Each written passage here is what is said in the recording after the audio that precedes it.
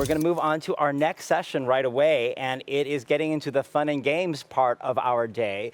One of my favorite topics to talk about these days is esports, which is an industry that uniquely fits very well with the power of blockchain technology. Joining me today to talk about esports and the advantages of a massively scaled blockchain to power the esports future is a panel of three great experts in the field. They're all appearing virtually, so let me introduce them all and then we'll hear from them. Our panelists are John Brackens, who is CTO of Esports Entertainment Group, Adam Kling, the CEO of Kronoverse, and Rahul Sood, who is the co-founder of Unikrn and also the creator of Microsoft Ventures. Please welcome them all. And I think we've got a duplicate of one, but that'll get fixed in a moment. Hello, gentlemen. How are you doing? Jimmy, doing well. How are you? While we're waiting for Adam to show up on screen, I'm going to give each of you a few moments just to talk about yourselves and your company and the role it plays in the esports and blockchain world. So let's start with John. Excellent. Thank you. Thanks, Jimmy. So my name is John Brackens. I'm the Chief Technology Officer for Esports Entertainment Group. And EEG is a NASDAQ-listed esports company with offices in the U.S. and Europe. And what we're really focused on is providing esports fans a modern opportunity to earn money on the competitive sports that they really enjoy watching and playing the most. And oftentimes with people that are between the age of 20 to, say, 35 years old, that's esports and that's video games. So we operate Vi.gg, which is an online platform that provides betting markets only for esports around games like Counter-Strike and League of Legends, etc. And we also just recently announced an LOI to acquire Esports Gaming League, which operates both online and offline esports tournaments throughout Europe, Latin America, and the Middle East. Fantastic. And I see we've got Adam on screen now, because I can tell by the bright red hair that matches so well with our conference branding. You look great on screen there, Adam. Now we're going to turn to Rahul and tell us about Unikrn. Obviously, it's doing a lot in the space, and there's a lot of development. So tell us about Unikrn, and I understand you have a video to play as well. Yeah, you know, the best way for me to describe Unikrn, we're a group of gamers and people who like to bet on sports. We're a venture-backed company started in 2014, and Unikrn sits at the intersection of esports and video games and regulated betting and blockchain. We have a really cool platform. It's the most compelling and probably it's certainly the most comprehensive platform for betting on video games and esports in the world. And here's just a quick video. NBA has suspended the season and against each other. The English Football League had agreed to suspend all matches. NRL season to be suspended immediately. Well, with no basketball, no baseball, no hockey right now because of the coronavirus, there is an industry that could benefit esports.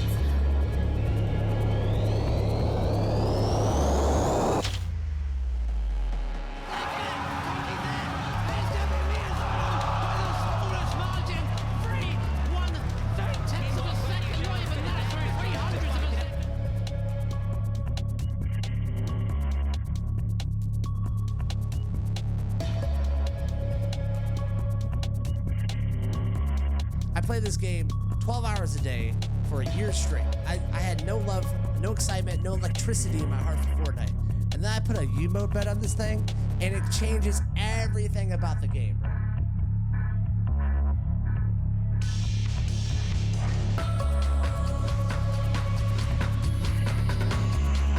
And there is no doubt that this business is changing, and most people aren't ready for the change.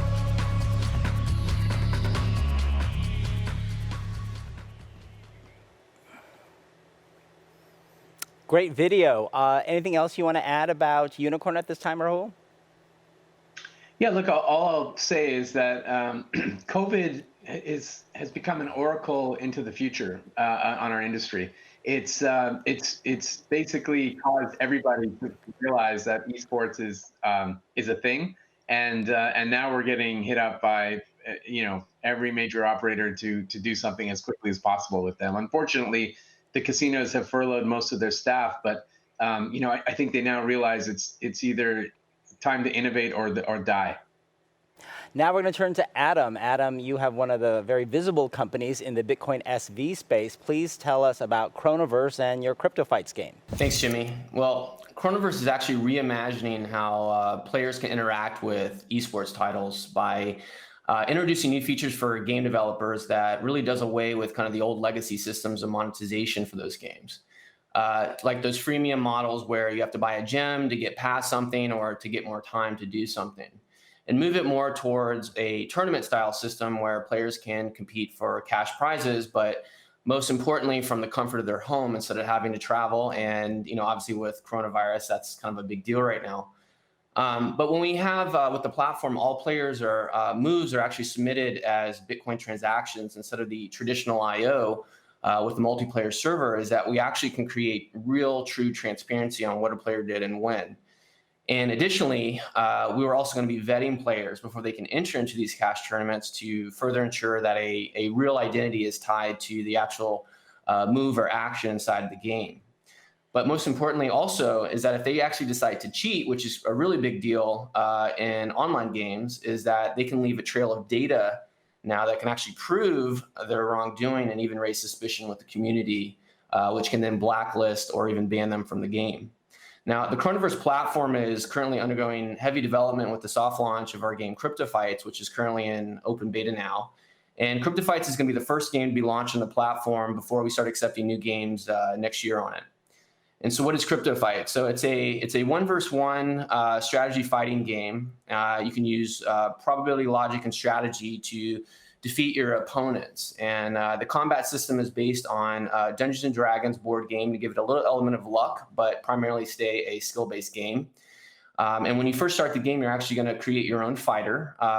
And you can create anything to like how you want it to look to how you want it to even play out in the game. And we actually have some goodies for the testers that are going to test that. There's some special celebrities that you can use as a face in the game. So I'm going to let people go figure out who those are. But once you do that, you can play with our upcoming single player mode that's going to be coming out probably next month and earn some loot. And then you can take that loot over to our kind of ranked mode where you can pay entry fees to compete with other players. And if you win, you get the actual cash prize allocated to your account. And then you can cash out in many different ways. One more also important note is that we're actually putting the game's logic of Crypto Fights on Bitcoin SV as well to create more true transparency in how the game is actually computing things inside the game. So if you can imagine going to your child's football or basketball game, you can actually watch what is happening with your real eyes. And that's what we want to do with esports and video games in general. Thank you. And let's take a look at the trailer now.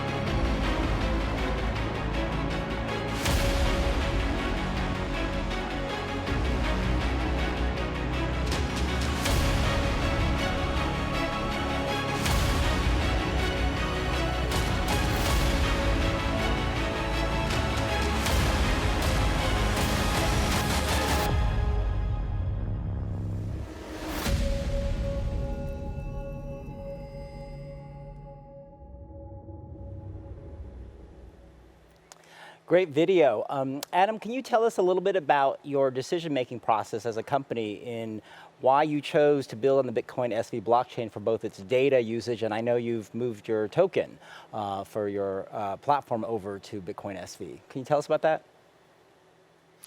Sure. Actually, yeah, and that's a good point. We started development of crypto fights with Ethereum, and that, several years ago, that was the platform to kind of use. And we hit a lot of roadblocks when we were developing. A lot of it is that we were trying to really pioneer something new. A lot of the games back then were really kind of like web applications using a browser plugin called MetaMask to kind of access the blockchain functions. And there was a couple of big issues that really started to stand out. One was kind of the friction of how people can actually use a game. I mean, I've been playing games my whole life. I never had to go through all of the hurdles to really just even play that. And also kind of pushing the quality up to make a game with like a real game engine, something that's more immersive and less Ponzi, at least at the time of it, I remember. And so we had to really think about how to kind of put our back end on blockchain. There's a lot of kind of thinking about everything needs to be decentralized, with how Ethereum works and all that. So you end up with smart contracts, which then you have a lot of these gas fees. And back then the gas fees wasn't as big of a deal, but Bitcoin SV started to kind of come out more, and I'll kind of do a shout out to David Case. I mean, he started really listening to Bitcoin. I think that was during the kind of the hash wars, and we started talking a lot about, this is really a different way to think about kind of blockchain development.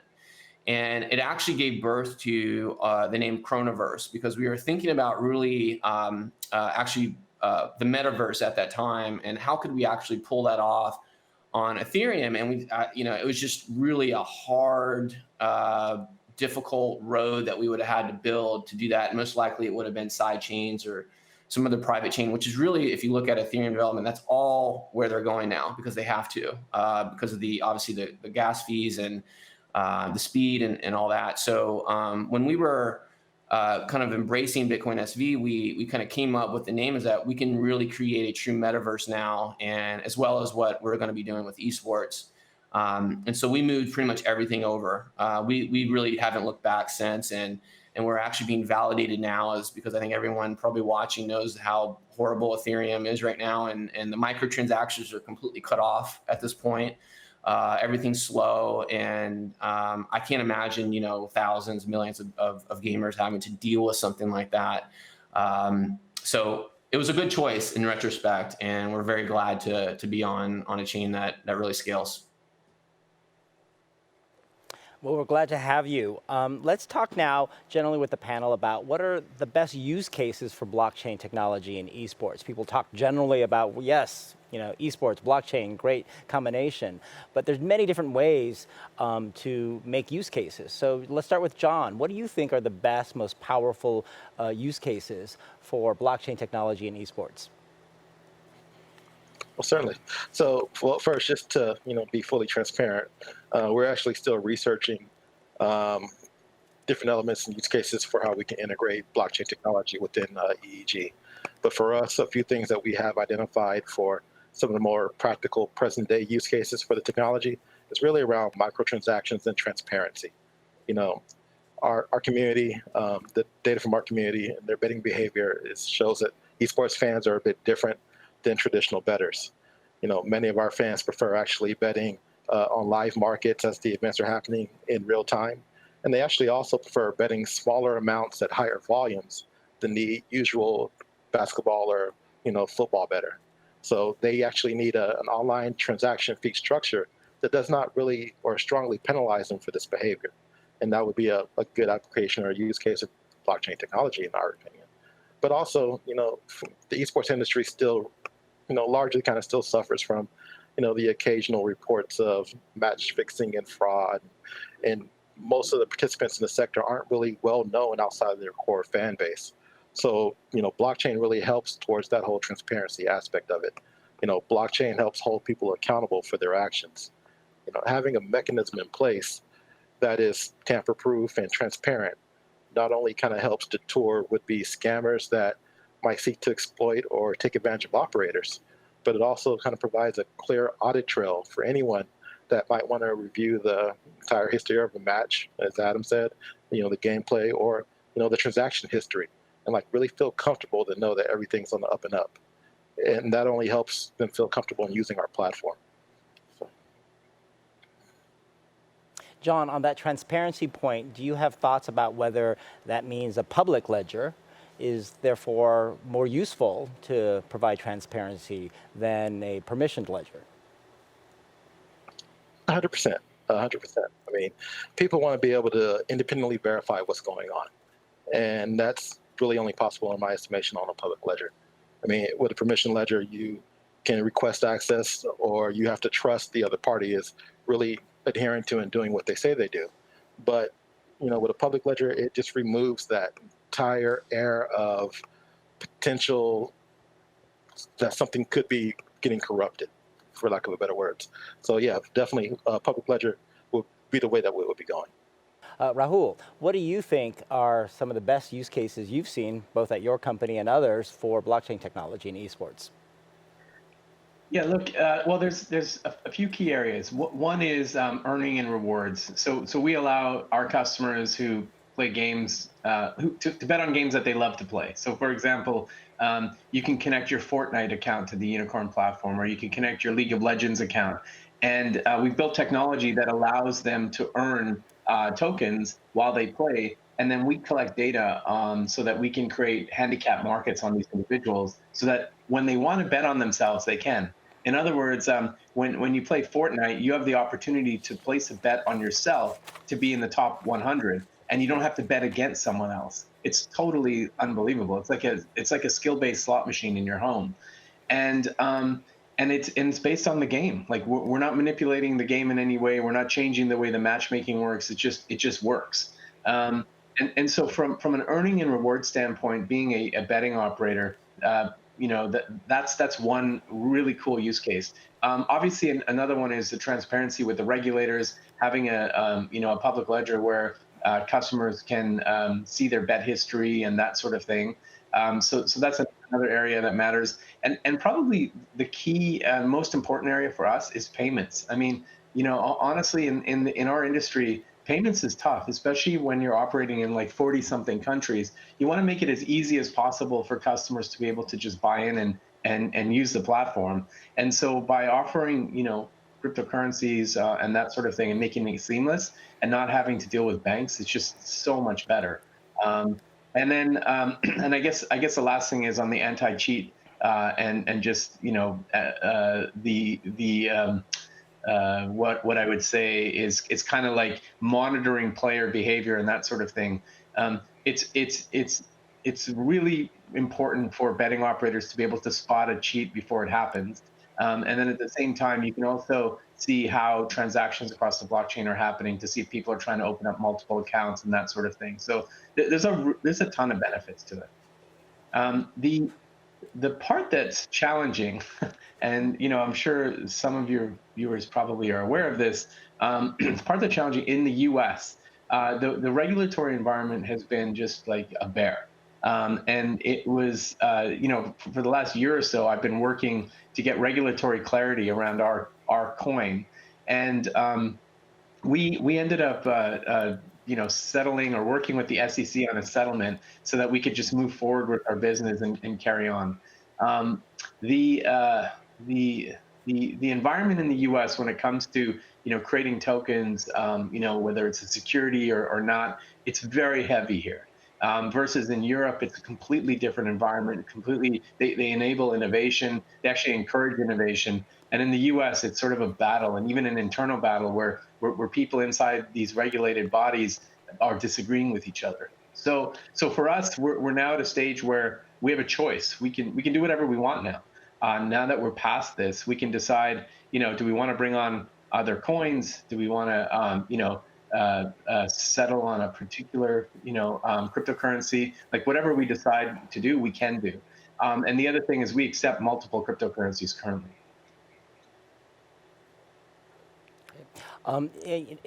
Let's stay on the point about the SEC settlement, which I did read the news about.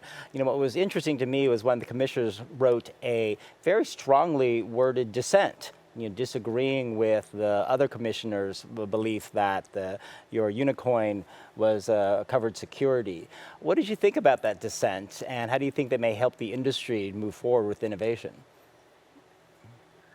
I mean, what do you, as a CEO of the company, what are you supposed to think when you see that, right? I mean, there was a lot of chatter behind the scenes with lawyers and stuff, and everyone was like dumbfounded by this. Even some of the investigators were blown away that this ever happened because it's never happened before.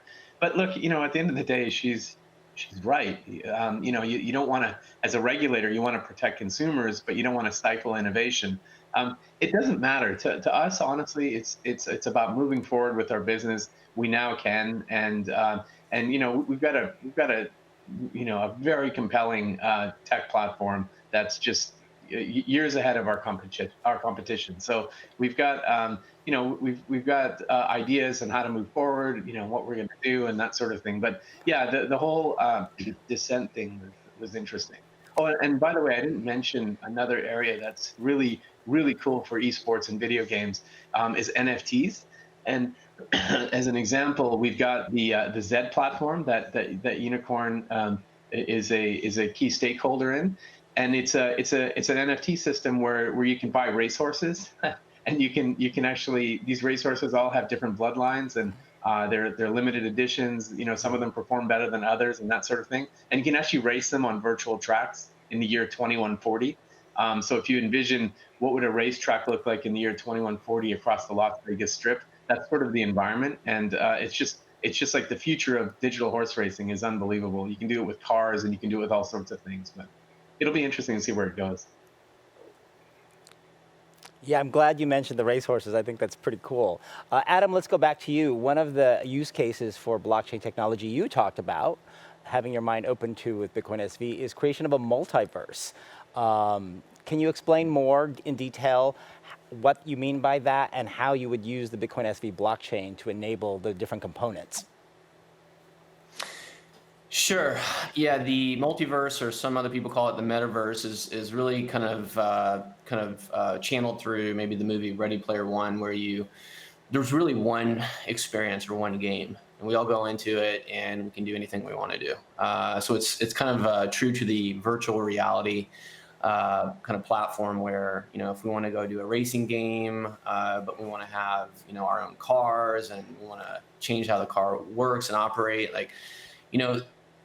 this was really kind of a grand vision for our company. I think that after we work on esports, and we have all these games on the platform, is we can actually start to have the games communicate. I mentioned in my intro that I think one of the stepping stones for that is to actually start having the game's logic on Bitcoin SV. So if you think of it almost like little functions, and we have all, let's say, hundreds of games that are almost kind of transparent and open, where you can take little modules of that game, and potentially you could utilize them in your game, or you could even reference them. So let's take a character. So a CryptoFights character could actually go into a racing game. Like, that could be your driver. Because you own it and you can tokenize it, you can sell it, you can build it up over time. We could have things like what I call kind of autonomous items, where you can start with like a wooden sword and you battle with it, and the developer that created the item could actually create rules that, when they are obtained through the metaverse, that it'll actually evolve the item automatically outside of the kind of the developer's control. It's almost like they're birthing an item, and it has its own rules. And as you play with it, it evolves and morphs into these new things that kind of work with all these other games. You also have kind of the thinking is that we really need a protocol for games to kind of talk to each other. If you think of the games now, is that you have all these different game companies, and some of them are big companies that have mini games, but they're all essentially running their own silos, their own kind of house, so to speak. And there's not a way to go get, like a Warzone to work with some indie title, for example. They're all kind of walling around their intellectual property, and I see a world where games can kind of operate off of each other.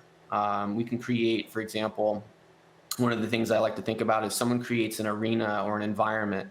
Let's think of like a city, for example, and you have a race car game that's driving through that city, and as you're looking around and you look up and you see helicopters and planes kind of having dogfights, well, that could be a completely separate game operating within the same environment, because we're all using essentially a blockchain that is kind of like a shared source of truth of what's happening.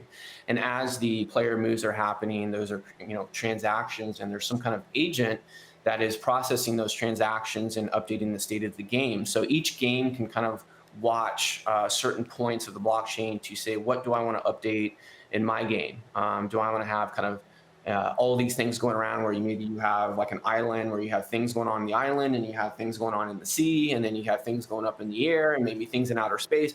I mean, the sky's the limit of your imagination with that. And I think that's really the next huge true innovation in gaming that I would like to see go there, because it's really just kind of graphics are getting really good right now. We have VR, we have AR, and all these other things that are going to take some time, and that's fine, but it doesn't even matter what the interface is. It could be VR, it could be a VR multiverse, it could be, kind of where we have a 2D screen and we're playing 3D games. It doesn't really matter how we go into that world. It's really the technology that can facilitate that world. And, there's a lot of talk with other companies that are kind of building these things, but we really need, I'm a little biased, but a Bitcoin SV to be able to scale and have the kind of development freedom for game developers to kind of do all these things, like, for example, microtransactions, and keeping it layer one. So everything is, is kind of secure, and we know that there, anything off chain is really valid, and just there's really good data integrity with that, because you've got all these different games and people are betting on it, and people are doing tournaments on it. I mean, who knows what's going to happen with game data in the future? So I think that that's like a really big use case. It's a little futuristic from where we are now, but I think who knows? It could be the next 10, 20 years, it could be 5, who knows? But that's where I'd like to see go as a gamer myself, is to really truly have real economies where you could trade and actually monetize your gameplay. You can profit. You can be a true professional gamer where you make a living from that. And I do think that we can go there. So sky's the limit in terms of that. John, let's go back to you. And I want to focus on the betting aspect of esports, which of course your company is definitely paying attention to. What do you think are any obstacles or challenges that need to be overcome in better implementing blockchain technology to power the betting part of the industry? Well, the first one really is like the educational aspect of understanding what blockchain technology is, to be honest with you. I mean, most people think of blockchain technology, they don't think of an infrastructure. They think of a digital currency that if you hold, you can be rich within a year and it'll move. So, at least from a corporate level, just really explaining what Bitcoin and what blockchain is and how it can be beneficial to an environment. I mean, that's the first obstacle in terms of adoption within the organization itself. Now, in terms of how we can really improve the betting community, I mean, it's already been touched on by Rahul and Adam. I mean, there's so many different use cases for blockchain from a transparency standpoint, from an audit standpoint. Everybody is always either hesitant about or feels out to get them. If you place a bad bet, sometimes you're not sure if the operator is going to honor your payout, or they might change the odds on you at the very last minute, or something that can happen. Because this is all basically online. It's not like you're going into a physical land-based casino and placing a wager where you can just argue with the person face to face. So it definitely has a higher bit of risk, and that risk is truly mitigated by how much of blockchain you can actually implement into your technology stack, because it actually lessens the risk and it improves transparency. It helps solidify that accountability, so everybody on both sides of the equation is comfortable that their experience is going to happen exactly how they expected or intended to happen. Smart contracts certainly would help the automatic execution of bets and give confidence to bettors as well as other involved parties. John, do you think there are sufficiently adequate tools for smart contract implementation now on blockchain, or what would you recommend our industry do more to help companies like yours? It's getting better. I will say that. If you were to ask me this question maybe 18 months ago, I would say absolutely not. It definitely needs to get better. There needs to be more resources and more documentation out there on how to really create smart contracts, because prior to, say, this year, smart contracts were really primarily known as something that you do on Ethereum. And people that went to Ethereum and tried to build on that platform, I've done it myself in the past as well on a smaller project. We were pretty much left with a bad taste in our mouth because it just wasn't workable. The platform itself wasn't fit for enterprise use. But now with BSV, you can actually do smart contracts on BSV, so it's the right platform to do it on. But just providing that type of documentation on, how to actually create the smart contract itself, how to code it, how to integrate it into the platform that you're using. I mean, all those type of onboarding and developer documentation and tools, and even say if it were a consulting company or something that can help come into an organization that, is not really very experienced in blockchain, like that's going to go a long way towards helping enterprises like mine really be able to push the envelope and start moving faster and integrating it into our tech stack. Now let's talk about this question that John and Adam have pointed out as well, which is choosing the blockchain platforms to work on and what their different strengths and weaknesses are. Obviously, here at CoinGeek events, we're big fans of Bitcoin SV and believe in a one world, one chain vision. Rahul, I know at Unikrn you've explored different options. You've mentioned that you would accept different coins. What's been your experience in evaluating the blockchain platform landscape to see which best satisfies your needs, and what's been your impression of studying BSV so far?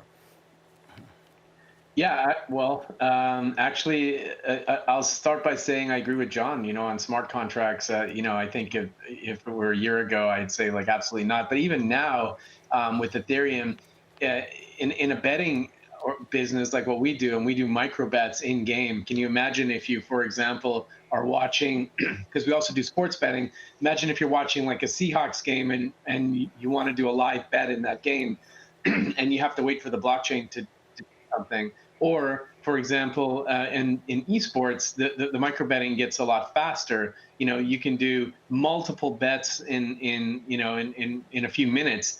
You want to see this happen instantly. Otherwise, your bet won't get covered, or there could be problems, or that sort of thing.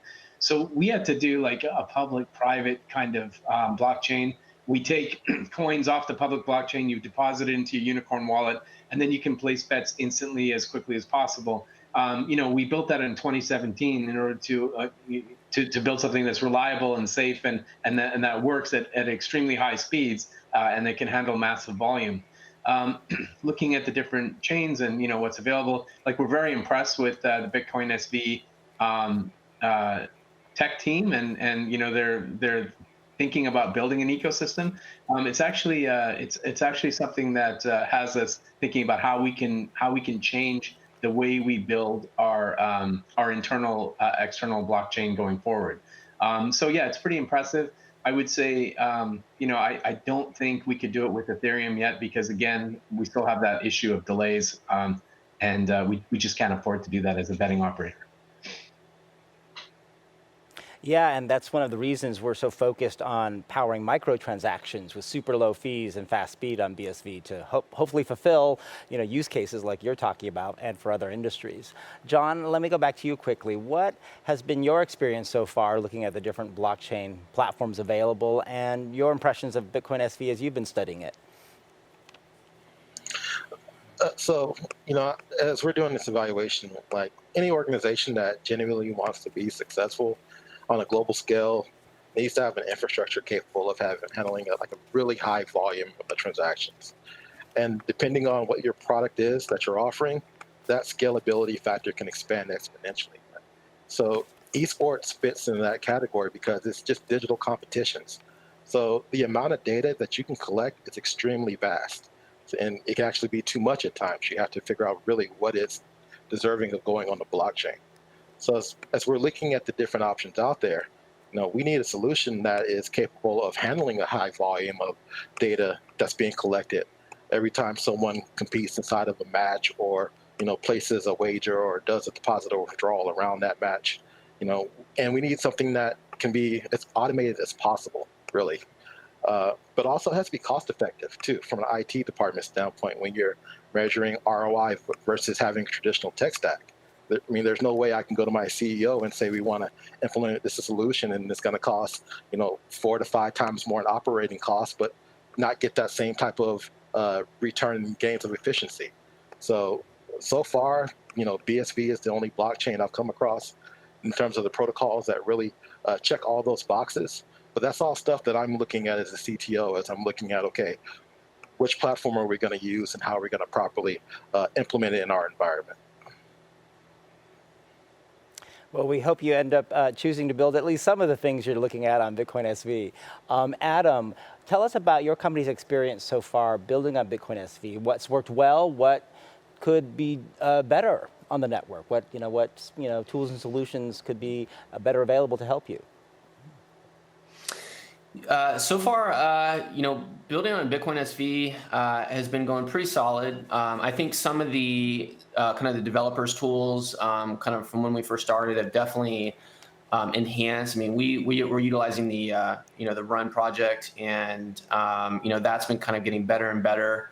And I think what could be better is probably the same thing as, like, as these tools kind of mature and there's more APIs to use, there's more services. Things become easier to build. If you kind of contrast that to, if you wanted to build on AWS, I mean, you have, so many tools in your toolbox to do things.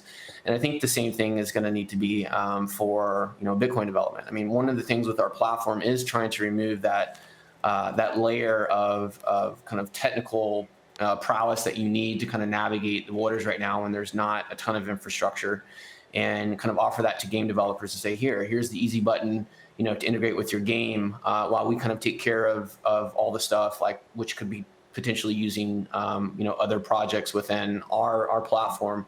So I mean, I definitely like to see, a lot more tools come out that simplify, so we just don't have to do it. We don't want to be, that was the problem we had with Ethereum, is we had to, I mean, yes, they did have some tools that were helpful, but with what we wanted to do, we had to build it. And that slowed us down and sidetracked us. And, we were building things that were just kind of ancillary to what we really wanted to do. And so I think with any future company coming in, it's just to have, all of these things at their disposal will make it so much easier and so much of an easier decision to move forward with Bitcoin SV.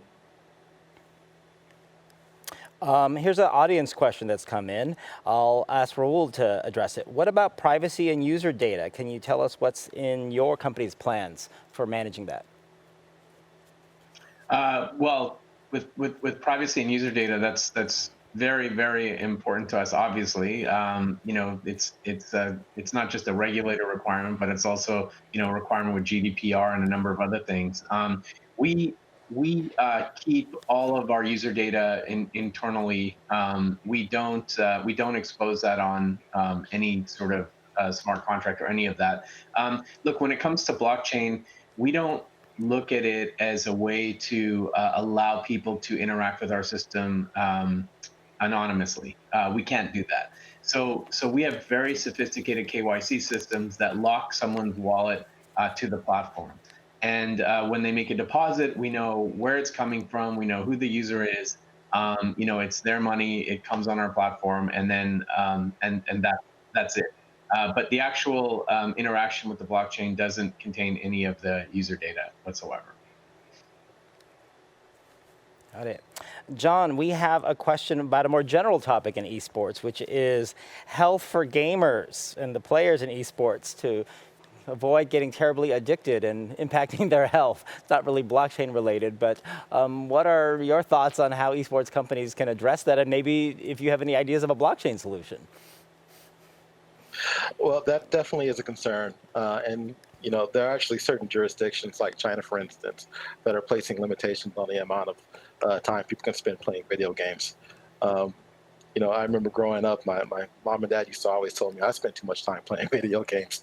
So, it's still very early on, and that's definitely something that has to be, very carefully watched from both, not from an operator standpoint, but just from a game developer standpoint and from a tournament organizer standpoint. It's people going to LAN centers nowadays in certain countries and they'll spend 15 to 20 hours playing a video game before they go home. So it definitely is an issue, and it's one that people in the industry are aware of, but we're still coming up with ways to be able to promote a more healthier environment. But it definitely does need to happen. All right, Adam, last audience question goes to you. Do you see Bitcoin SV as providing you with more of an opportunity to build more complex games?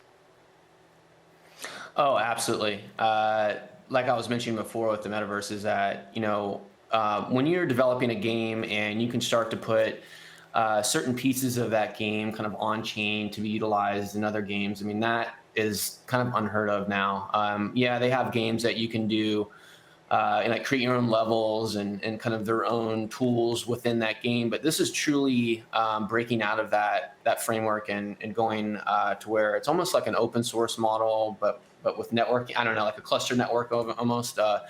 And so you can create way more complex games. I mean, some of the kind of brainstorming we've done is, what about, like country versus country, and where you have millions of players against other millions of players. And it's like, how are you going to manage something like that? So I really think the imagination is so profound that of what you could create when, we start utilizing one blockchain to kind of operate from with these games. Not even to mention like when you have items that can kind of traverse games and kind of have their own code and how they operate and just going into all these different games and doing different things. And you could have like triathlons and games where you have to go, beat people on a racetrack and then, maybe go do a first-person shooter and win there and then go somewhere else and fly a jet. I mean, who knows what you can create in the future, but that's what I'd really like to see is something like really unique kind of come out in the next like 10 years from that.